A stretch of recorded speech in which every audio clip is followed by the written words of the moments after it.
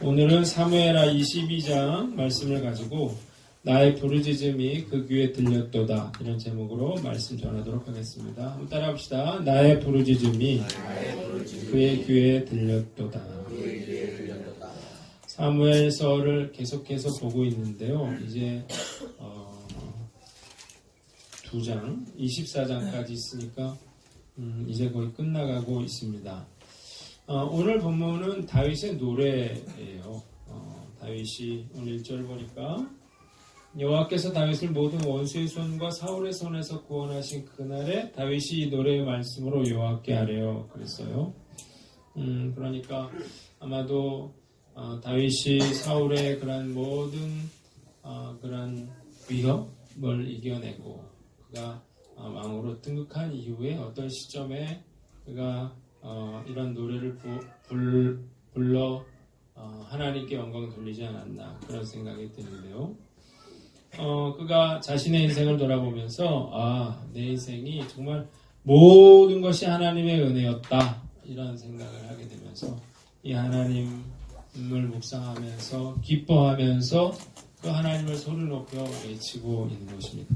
우리가 너무 좋으면요, 여러분 우리가 뭐 축구 경기 볼 때 우리가 골을 넣으면 막 새벽에도 막 꼬링꼬링 그러잖아요. 그런 것처럼 너무나 기쁘면 우리가 이렇게 소리 높여 외치게 되어 있습니다. 너무 좋으면 노래를 부르게 되어 있어요.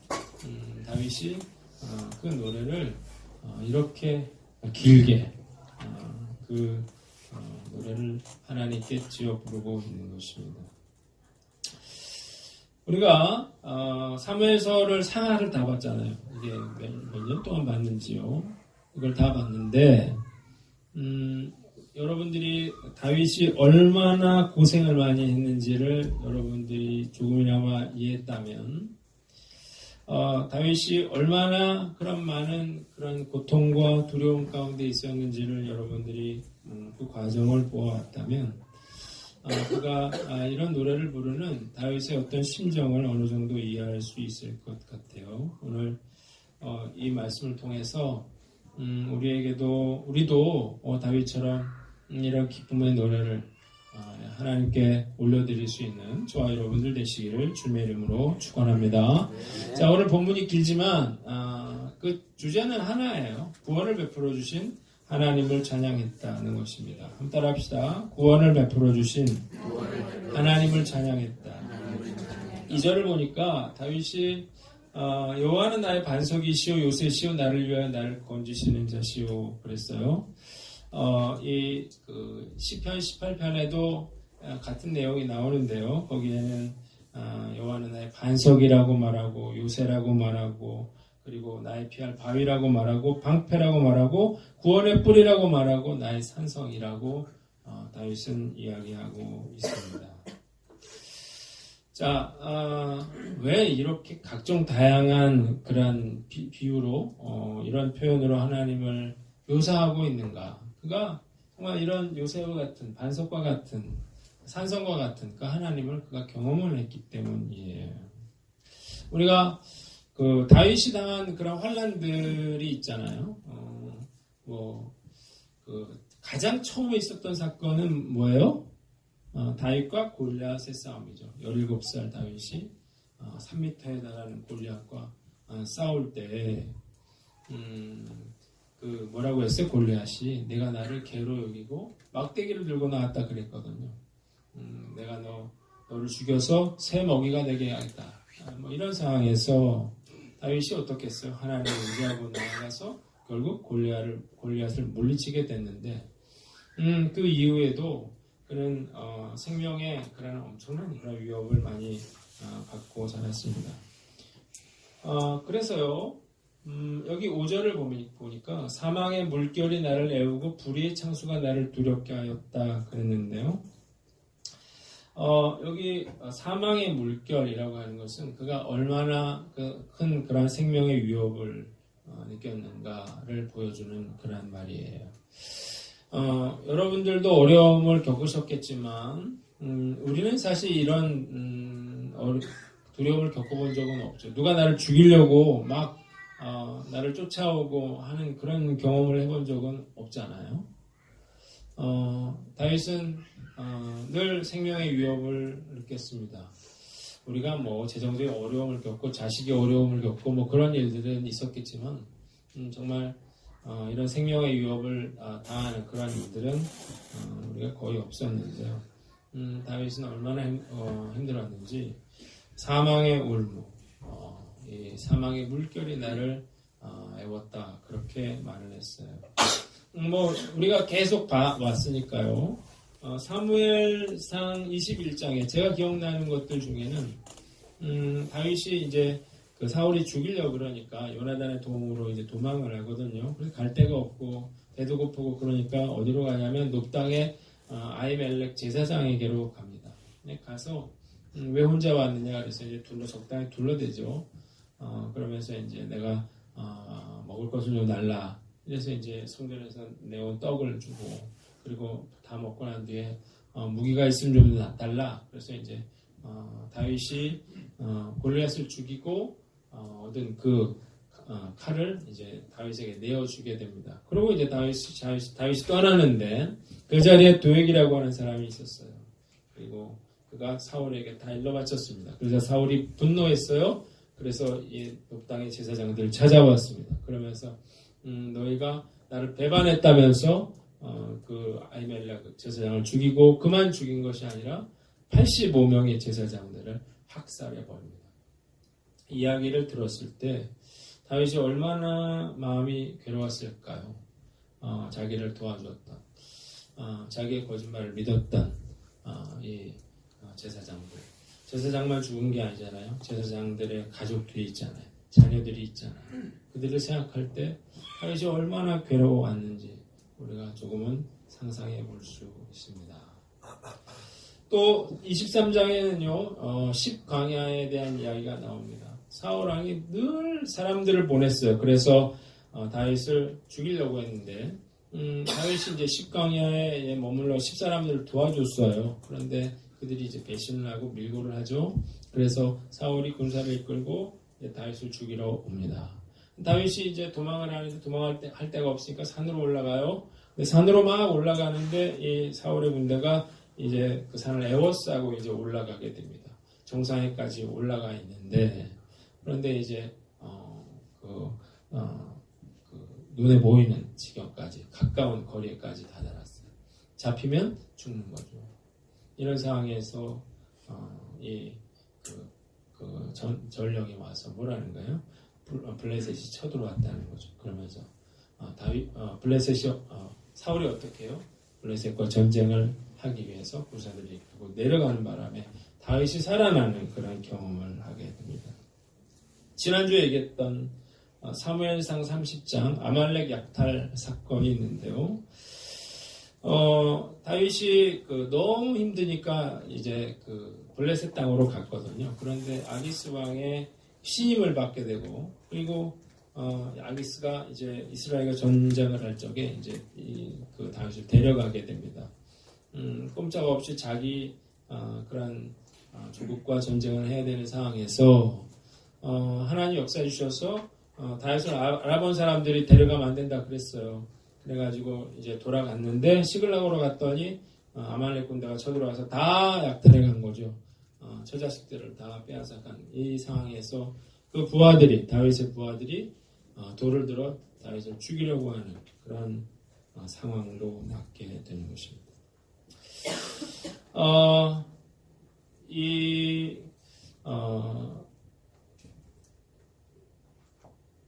다윗의 두려움과 불안을 우리가 한번 생각을 해봐야 되는데요. 그래서 다윗은요 시편 42편에 내 눈물이 죄로 내 양식이 됐다고 했어요. 얼마나 울었는지 눈물이 양식이 됐고 내 영혼아 어찌하여 낭망하며 어찌하여 내 속에서 불안해하는고라고 그는 탄식하고 있습니다. 그런데 더 참 비참한 건 뭐냐면요. 자기가 은혜를 베풀어 준 사람들 그가 사랑했던 사람들에게 배신을 당하는 일이었습니다. 대적들이 그래서 뭐라고 하냐면 내 하나님이 어디에 있느냐 이런 이야기를 하게 됩니다. 다윗의 마음 가운데 어떤 배신감이라 그럴까 그럴까요? 또 억울함이라 그럴까요? 그런 분노라 그럴까요? 이런 것들이 그의 생애 가운데 늘 그런 고통이 있었다는 것입니다. 자, 인간은요, 제가 이렇게 아무리 말을 해도 우리가 겪어보지 않은 것을 이해할 수는 없어요. 경험해 본 것만 이해할 수 있습니다. 아까 우리 찬양을 불렀죠? 시선이라고 하는 이 찬양을 불렀는데요. 이 곡을 쓴 분은 김명선이라고 하는 분이에요. 김명선 간사라는 분인데, 이분이 그 다니엘 기도회에 이제 그 간증을 하는 걸 보고 제가 참 여러 가지를 생각을 하게 됐습니다. 이분이 그 어린 시절이 참 불우한 그런 삶을 살았습니다. 청소년기에 아버지가 도박 중독이었어요. 그래서 집에도 안 들어가고 가족들을 돌아보지 않았습니다. 그래서 그 어머니가 모든 그 짐을 짊어지고 가구 공장, 또 스웨터 공장, 우유 배달, 떡볶이 장사 이런 것들을 하면서 두 남매를 키웁니다. 달동네에 살았는데요. 화장실 공용으로 쓰는 그런 달동네에 살았는데 20살까지 어머니가 재활용 센터에서 얻어다 주는 그런 옷을 입고 자랐다 그래요.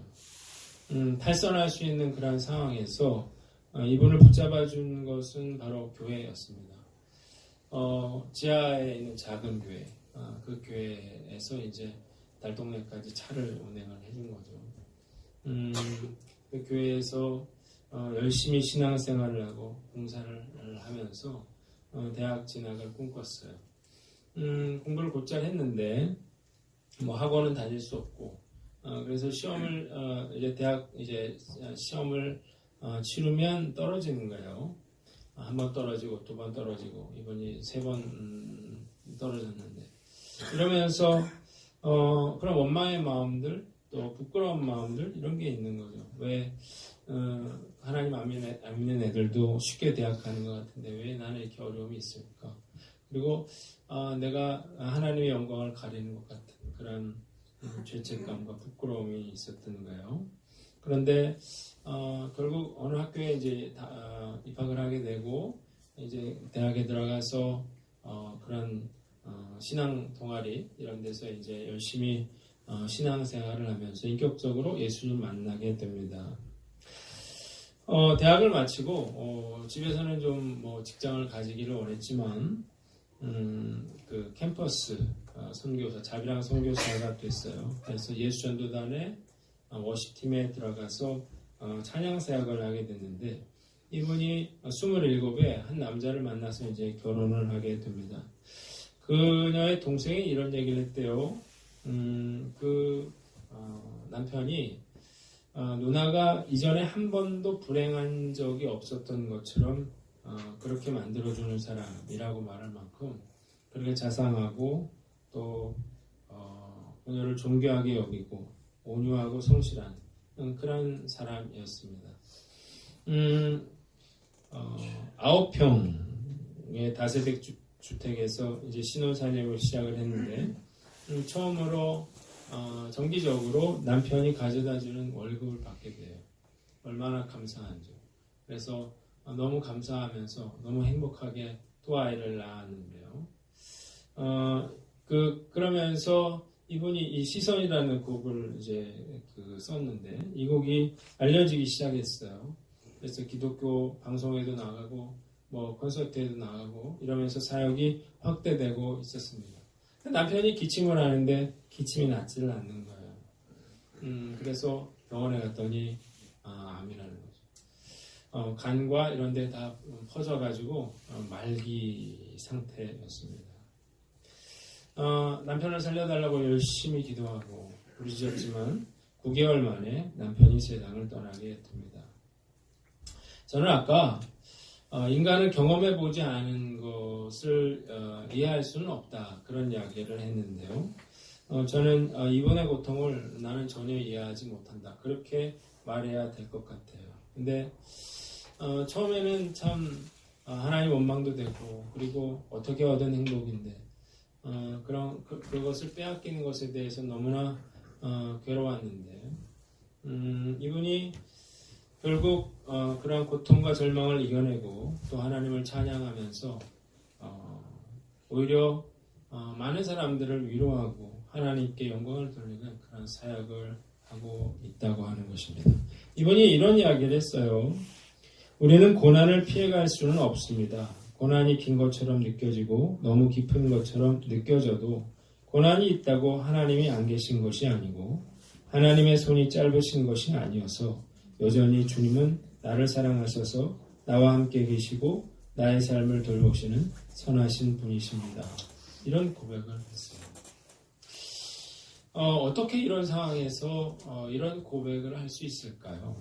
그런데 우리가 지난 10월 달에 이호진 소장님을 모시고 집회를 했잖아요. 화상을 다 입고. 그리고 그 어머니가 교통사고로 돌아가셨는데 그런 불행한 사람이 하나님을 만나서 어떻게 변화됐는지를 우리가 봤잖아요. 하나님 예배하신 그런 사람을 만나서 아이를 낳고 그리고 오히려 우리 사지 멀쩡한 사람들에게 위로를 주는 그런 사역을 하고 있는 것을 보면서 정말 우리가 뭐 잘 될 때도 있지만요, 못 될 때도 역시 하나님의 은혜로 사는 것이다. 하나님의 돌보심으로 사는 것이다. 그런 생각을 하게 됩니다. 다윗이 그래서요, 그 많은 삶의 위기 가운데 하나님이 방패가 되시고 하나님이 요새가 되시고 또 하나님이 구원의 뿔이 되시고 하나님이 구원의 산성이 되시는 그 하나님을 경험을 했어요. 알게 됐어요. 그래서 지금 이런 고백을 하고 있는 것입니다.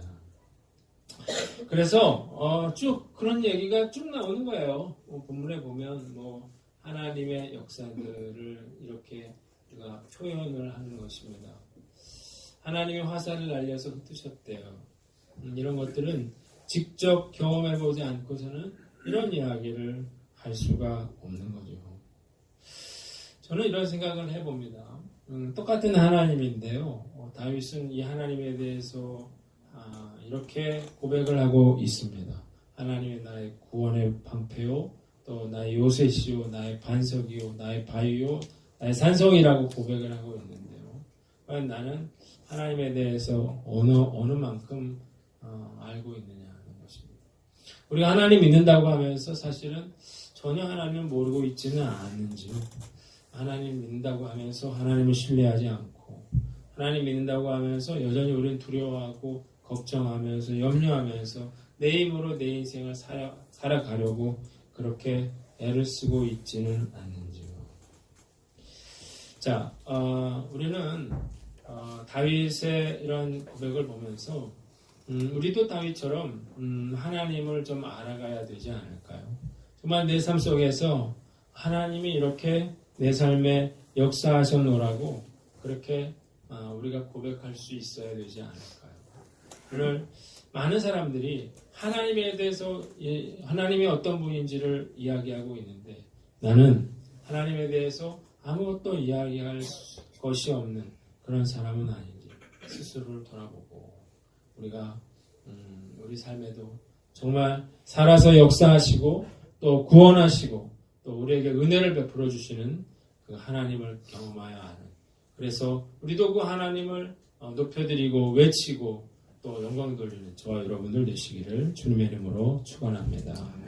다윗의 고백을 통해서 다윗이 이렇게 위대한 인생을 살 수 있었던 비결이 있어요. 첫 번째, 그가 고난당할 때 하나님께 기도했다는 것입니다. 한번 따라합시다. 고난당할 때 하나님께 기도하라. 6절을 보세요. 환난 중에서 여호와께 아뢰면 나의 하나님께 부르짖었더니 그가 그의 성전에서 내 소리를 들으시며 그의 앞에서 나의 부르짖음이 그의 귀에 들렸도다. 다윗은 뭘 알았어요? 내가 기도하면 하나님이 들으신다는 걸 알았어요. 내가 부르짖으면 하나님이 들으신다는 사실을 알았습니다. 내가 부르짖으면 하나님의 귀에 들린다는 사실을 그가 알았어요. 그래서 모든 힘든 상황에서 그는 하나님을 찾습니다.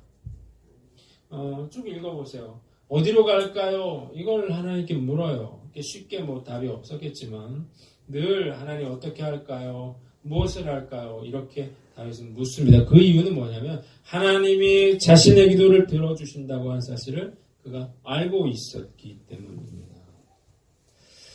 여러분, 우리가요 왜 기도를 안 하는가? 그 믿지 않는 거예요.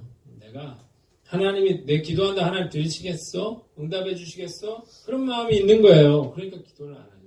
정말 여러분들이 한 기도를 하나님이 들으신다고 믿으십니까? 그럼 기도를 해야겠죠. 어떤 이야기라도 하나님 들으신다는 걸 다윗이 알았어요. 그래서 기도한 거고요. 우리는 왜 기도 안 하냐면 내가 기도한다고 하나님이 들으시겠냐는 생각이 있기 때문에 기도하지 않는 것입니다. 또 왜 기도 안 하냐면요. 우리가 뭐 급하지가 않아서 그래요. 급하지가 않아서. 막 다윗처럼 막 누가 죽이러 오고 그러면은 막 기도하고 매달리고 그럴 건데요. 내가 지금 그렇게 안 급해요. 그러니까 기도가 안 되는 건데요. 제가 여러분들에게 분명하게 이야기하고 싶은 것은 인생의 그런 고난과 어려움을 피할 수 있는 사람은 없다는 것입니다. 어떤 사람은 10대, 20대, 30대 그럴 때 어려움을 겪어요. 많은 어려움을 겪습니다. 부모 때문에 겪는 경우가 많고요. 또 질병 때문에, 사고 때문에 그렇게 겪는 경우가 많죠. 그런 아무 평탄한 그런 인생을 살았습니까? 그러면 나중에 인생 후반기에 어려움을 당할 수도 있는 것이 우리의 인생이에요. 내 인생에는 아무런 어려움도 없을 것이다. 착각하는 것입니다. 성경책을 보세요. 시편을 보세요. 얼마나 고난당한 사람이 많고 얼마나 어려움 당한 사람이 많은가. 제가 구두를 닦으러 갔는데요. 구두방에서 구두를 닦는데 그 일산에서 그 온수 터졌잖아요. 그분 얘기를 했더니 그분이 자기 선배라는 거예요. 형이라는 거예요. 아니면 같이 밥 먹었대. 그래서 그렇게 사람이 죽을 수 있냐고 그렇게 얘기를 하더라고요. 우리 인생에서는 우리가 어떤 어려움이 닥쳐올지 우리는 알 수 없습니다. 문제는요. 우리가 어려움이 생기면 다윗처럼 부르짖어야 되거든요. 하나님 살려주세요. 이렇게 부르짖어야 되는데요. 이게 평소에 훈련이 안 돼 있으면 기도가 안 된다는 거예요. 처음에 훈련이 안 되잖아요. 근데 어려움 생기잖아요. 그럼 당황하는 거죠. 당황하고 어떻게 해야 될까? 이러면서 막 자기 힘으로 막 문제를 해결하려고 그러다가 안 되면 낙심하고 또 원망하고 주저앉아 버리지 기도가 되는 게 아니에요. 기도하는 건 훈련이 된 사람들이 하는 것입니다. 여러분 평소에 기도하는 습관을 기르지 못하면 어려움이 생길 때 다윗처럼 기도할 수 없게 됩니다. 그래서요 기도하는 습관을 여러분들이 들이셔야 되는데요. 기도하는 것도 습관이지만 기도하지 않는 것도 습관이에요. 한두 번 기도 안 하면 그러면 기도 안 하게 됩니다. 그래서 기도를 뭐라고 말하냐면 줄이라고 말해요. 기도 줄을 놓쳤다. 내가 기도가 안 되는 것입니다. 이걸 여러분들이 어떻게든 다시 잡으셔야 돼요. 그리고 기도하는 훈련을 하셔야 됩니다. 그래야 어려움 생길 때 여러분들이 다윗처럼 하나님께 부르짖을 수 있는 거예요. 또 하나는 뭐냐면 교만해서 안 그러는 기도하지 않는 거죠. 하나님 없어도 내가 살만하니까 아직 내 능력을 믿는 거죠. 내가 할 수 있다고 생각하기 때문에 그래서 하나님께 부르짖지 않는 것입니다. 여러분 정말 급하면 부르짖을 수밖에 없게 됩니다. 물에 빠지면요 소리 지를 수밖에 없게 됩니다. 살려달라고. 그 인생의 그런 위기가 우리에게 오는 거예요. 우리가 다윗은요 그래서 이걸 알았어요. 그래서 기도했어요. 그리고 그 기도한 대로 그는 위대한 인생을 살았습니다. 여러분도 기도하면 들으신다고 한 사실을 깨닫고 믿음으로 기도하는 저와 여러분들 되시기를 주님의 이름으로 축원합니다. 또 하나 그가 그토록 다윗이 열심히 기도한 이유는 기도하면 하나님이 들으시기 때문이고 두 번째는 기도해야 마음의 평안을 얻을 수 있기 때문입니다. 시편을 보면요 막 다급해가지고 하나님 살려주세요 난 죽게 됐노라고 나는 이제 망하게 됐노라고 막 그러다가요 점점 이렇게 기도를 쭉 읽어가다 보면 그러면 이제 마음에 평안이 생겨요. 그러면 하나님을 신뢰하게 되고 그리고 뒤쪽에 보면 하나님을 찬양한다고 그러고 막 그래요. 바뀐 게 없잖아요. 기도하다가 어떻게 됐어요? 그 마음의 평안을 얻게 된 것입니다. 여러분 저는 기도하지 않고 어떻게 사는지 참 이해가 잘 안 가는 것 같아요. 옆에 사람한테 한번 해보세요. 기도하지 않고 어떻게 사세요? 기도 안 하면 힘들어서 못 살아요. 왜냐하면 살아가는 게 힘들거든요. 짜증나거든요. 그래서 입에서 나오는 말이 죽었으면 좋겠다. 죽고 싶다는 말이 나와요. 죽을 만큼 힘들다. 이런 말이 나오거든요. 그러면서 기도는 안 해요. 여러분, 기도하면요, 마음의 평안을 얻게 됩니다. 기도하다 보면 마음의 근심, 걱정이 사라지게 됩니다. 문제는 해결 안 됐죠. 그런데 내 마음속에 어떤 두려움, 원망, 고통 이런 것들이 사라진다니까요. 기도 안 하면요, 마음속에 늘 원망하는 마음뿐이에요. 미운 마음뿐이에요. 다 나를 이렇게 힘들게 한 사람, 그 사람을 막 미워하는 마음으로 가득 차 있어요. 그래서 고통받는 거예요. 그러니까 기도 안 하면 인생이 힘든 것이죠. 자, 여러분, 기도 안 하면요, 한 방에 무너질 수가 있습니다. 이제부터라도 기도를 시작하십시오. 기도하는 만큼 마음의 위로를 받게 된다는 사실 믿으시길 바랍니다. 기도하는 만큼 마음의 평안을 얻는다는 사실을 믿으시기를 바랍니다. 그 하나님이 약속하신 대로 우리가 다시 기도의 단을 쌓아서 마음의 평안을 얻는 저와 여러분들 되시기를 주님의 이름으로 축원합니다. 두 번째 비결은 하나님의 뜻에 살았다는 것입니다. 한번 따라합시다. 하나님의 뜻에 따라 살라. 자, 다윗이 생각을 해봤어요. 하나님이 이렇게 나에게 은혜를 베풀어 주신 이유는 뭐냐? 그랬더니 21절에 내 공의를 따라 상 주시고 손의 깨끗함을 따라 갚아주셨대요. 22절에 내가 여호와의 도를 지키고 악을 행함으로 하나님을 떠나지 않았대요. 자, 23절 그의 모든 법도를 내 앞에 두고 그의 규례를 버리지 않았대요. 24절 내가 또 그의 앞에 완전하여 스스로 지켜 죄악을 피했대요. 25절 그러므로 여호와께서 내 공의대로 그의 눈앞에 깨끗한 대로 내게 갚으셨다고 고백하고 있습니다. 여러분 뭘 알 수 있냐면요, 다윗이 얼마나 능력이 있었냐 이게 아니고요, 하나님이 다윗이 어떤 사람이냐를 보신다는 것입니다. 다윗에게 하나님이 기대하는 건 그런 거야. 신실하고 경건한 그러한 삶을 살아다오라고 하는 것이었어요. 그래서 그가 그렇게 순결하게 깨끗하게 살려고 노력했고, 그래서 하나님이 그가 산 대로 하나님이 은혜를 베풀어 주셨다고 다윗이 고백하고 있는 것입니다. 하나님의 자녀가 됐는데요, 하나님이 우리에게 원하시는 게 한 가지 있어요. 뭘 잘하라는 게 아니에요. 내 자녀답게 살아달라는 것입니다. 여러분 한번 생각해 보세요. 여러분들의 자녀를 사랑하시죠? 그런데 여러분들의 자녀들이 예를 들어서 짜증을 내고 말을 듣지 않고 자기 멋대로 한다 그러면요, 그러면 그 자녀가 해달라는 걸 해주겠습니까? 있는 것도 빼앗고 싶은 그런 마음이 들겠죠. 하나님도 마찬가지예요. 하나님이 우리에게 원하시는 것은 하나님의 자녀답게 그렇게 거룩하고 순결하게 올바르고 정의롭게 그렇게 살아달라는 거예요.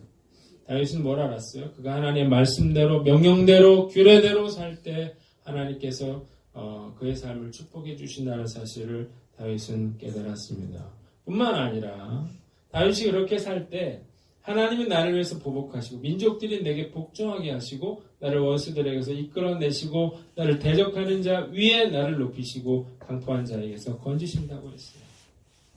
다윗은 뭘 알았어요? 자기가 하나님 앞에 순종했더니 하나님의 말씀대로 살았더니 하나님께서 그를 높여주셨다고 고백하고 있는 것입니다. 그러니까 결국 우리가 그 다윗이 많은 그런 위기들을 극복할 수 있었던 이유는 그가 하나님 말씀에 순종했기 때문이라는 것입니다. 따라합시다. 순종하라. 자, 우리도 해야 될 일이 있는데 우리가 하나님 말씀대로 사는 것입니다. 하나님 뜻대로 하나님 마음에 합한 사람이 되는 거예요. 그런데요, 이게 순종하는 게 쉽지가 않아요. 우리 안에 죄성이 있기 때문에 내 멋대로 하고 싶어요. 그래서 내가 뭔가를 하려니까 힘든 거예요. 해야 된다고 하는 게 힘들잖아요. 그런데 이걸 순종하는 것을 잘할 수 있는 방법이 있는데요. 그 방법은 뭐냐면 사랑하는 것입니다. 연인이 있어요. 서로 사랑해요. 그러면 그 남자가 여자를 사랑하면 그 여자를 위해서 해주는 일들은 그것이 의무로 하는 게 아니고 고통이 아니라 그 자체가 기쁨이 되는 것입니다. 왜요? 그 여자를 사랑하기 때문이죠. 사랑하면 그를 섬겨주는 것 자체가 기쁨이 되는, 그렇게 해주고 싶은 거예요. 그런데요, 사랑이 식으면요, 그때부터 의무가 되는 거예요. 그래가지고 결혼해서 한 몇 년 살면요, 부인이 뭐 해달라 그래도요, 못 들은 척 하고 TV 보고 있는 거예요. 왜 그런 거예요? 식어서 그런 거예요. 식어서. 권태기가 와가지고. 정말 사랑하면요, 몸이 움직이게 되어 있어요. 자, 하나님과의 관계도 마찬가지라는 것입니다. 우리가 하나님을 사랑하면 사랑하는 만큼 순종할 수 있는 거예요. 왜? 순종하는 것이 기쁘니까요. 그래서 우리가 예배도 드리고 싶은 거고, 봉사도 하고 싶은 거고, 내가 하나님 말씀대로 그렇게 살고 싶은 그런 마음이 생기는 건데요. 하나님을 향한 사랑의 마음이 식어버리면, 그러면 모든 것이 다 의무가 되고, 그리고 힘든 일이 되고, 그래서 다 내려놓고 싶어지는 것입니다. 이 시간에, 하나님께서 저와 여러분들을 만나주신 그 처음의 자리, 그걸 첫사랑이라고 그러잖아요. 그 은혜의 자리로 나아가시기를 주님의 이름으로 축원합니다. 그 하나님의 사랑, 나를 사랑하시고 은혜를 베풀어 주신 그 자리로 나아가세요. 그러면 우리도 그 하나님의 말씀에 순종하고, 그래서 하나님께 이런 놀라운 축복을 받을 수 있다고 하는 것입니다. 우리의 인생의 위기는요, 우리가 하나님께 순종하지 않을 때가 위기인 거예요. 우리가 하나님께 순종할 수 있다면 인생의 위기는요, 뭐가 됩니까? 간증거리가 되는 거죠. 내가 이렇게 어려움을 당했는데, 이렇게 내가 죽을 고비에 처했는데 하나님께서 이렇게 이런 상황에서 역사해 주셨노라고 그렇게 고백할 수 있는 것입니다. 하나님의 자녀로서 합당한 삶을 살아감으로 인생의 위기 때마다 하나님의 돌보심으로 위대한 인생 살아가는 저와 여러분들 되시기를 주님의 이름으로 축원합니다.